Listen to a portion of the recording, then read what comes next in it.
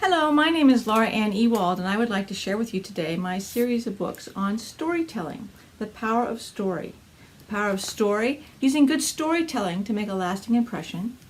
The power of story 2, which is using research to add reality to your story. And the power of story 3, making it your own.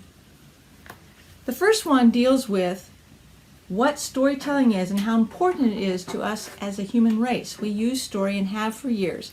This talks about the history of storytelling, has some historical storytellers, and their stories, some of which have survived literally for millennia and we still have today in our lexicon. So I would like to read a little bit from The Power of Story, using good storytelling to make a lasting impression. Chapter 1. The Story. We do, as a species, like our stories. It is in our DNA, I am convinced, to always give more than Joe Friday's "just the facts, ma'am." We not only want to hear and tell what happened, but we also want to know the complete who, when, where, why, and how that goes along with the what. If you need proof, just look at the evening news. Learning there was a traffic pileup on I-10 isn't enough. We want to know every little detail, from who was involved, to the injuries incurred, to whose fault it was, to how long it took to clean it up. And the final score of a football or basketball game isn't enough either.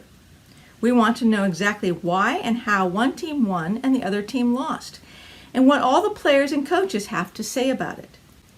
As Paul Harvey put it, we want to know the rest of the story. From the days of living in caves, man has presented a whole lot more than just the facts when talking about anything going on in our world. Even in those pictures painted on the dark, deep inside of caves of Europe and elsewhere, man was telling a story. For the artists did not only illustrate the hunt, they created a pictorial narrative of what went on. It's fascinating, really. The storyteller has been revered since long before we could read and write, for just this reason. It was the storyteller, the bard, who kept traditions going from one generation to the next. Their stories not only entertained, they educated. They gave us, as a people, a center and an identity. It was the storytellers, traveling from town square to village green, from stage to campfire, who told the stories that kept us connected to one another, to our past, and to our future. And if you think the importance of story has been lost over the centuries, then you haven't attended a John Grisham book signing event or waited in line for an opening of a new Star Wars movie. We really do still love our stories. So what is a story? There are probably nearly as many definitions of the word story as there are readers and writers. But let's look at the basic definitions by the masters. Merriam-Webster defines story as, quote, a fictional narrative shorter than a novel, specifically short story, or the intrigue or plot of a narrative or dramatic work. The Oxford English Dictionary uses fancier language to say much the same. A narrative of real or more usually fictitious events designed for the entertainment of the hearer or reader.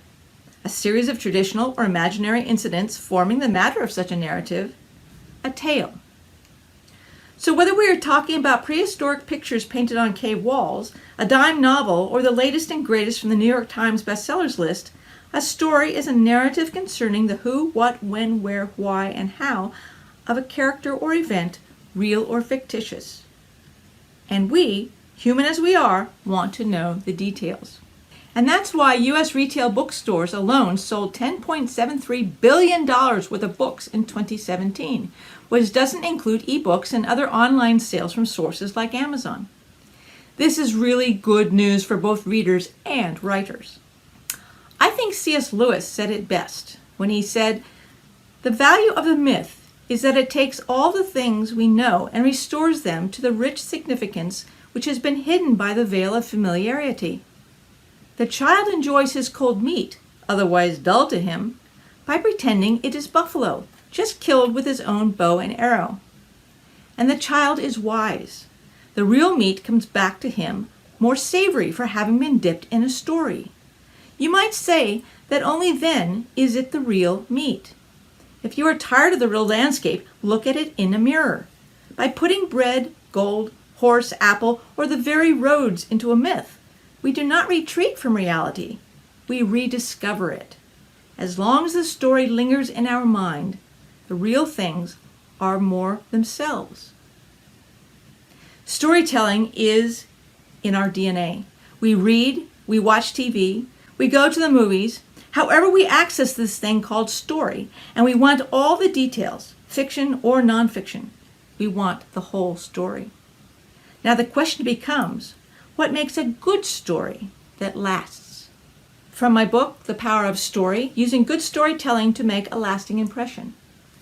And from here I go on to talk about storytelling in history and the great historical storytellers who have written stories that millennia later are still in our lexicon. Thank you for listening.